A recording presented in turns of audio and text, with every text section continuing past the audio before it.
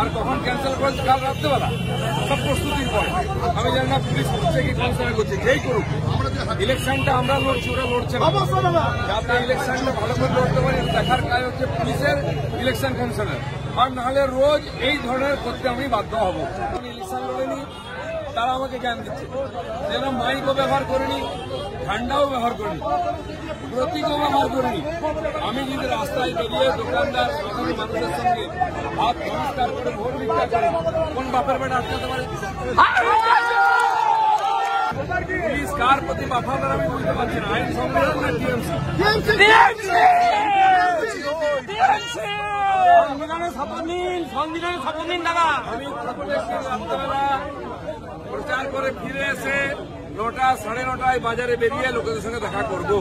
আপনাদেরকেও বলে দিলাম, প্রশাসন, পুলিশ, নির্বাচন কমিশনকে বলে দিলাম কেউ যেন আটকাবার চেষ্টা না করে, কারণ এর জন্য পারমিশন লাগে না।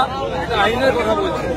কোন বেআইনি বিশৃঙ্খলা আমরা করবো না, কিন্তু তারপরে যদি কেউ বাধা দেয় তারপরে কি করবো সেটা আমাদের হাতে না। সেই জন্য আজকে প্রতিবাদ স্বরূপ আমরা 5 মিনিট হাঁটলাম। এটা জাস্ট প্রতীক ছিল।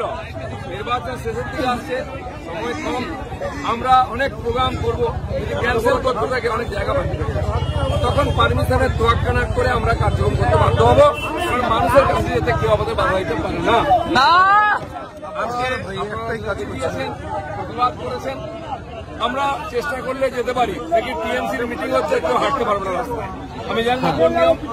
আমি পুলিশকে বলেছি আমরা বিশৃঙ্খলা করতে আসিনি, আমরা প্রতীক হিসাবে আজকে প্রতিবাদ করেছি। আপনাদের কর্মীরা এসে সবাইকে ধন্যবাদ, পুলিশ প্রশাসনকেও ধন্যবাদ জানাচ্ছি। আগামী দিনে যাতে ধন্যবাদ দেওয়ার সুযোগ থাকে সেরকম ব্যবহার করুন। ভারত মাতা কি জয়।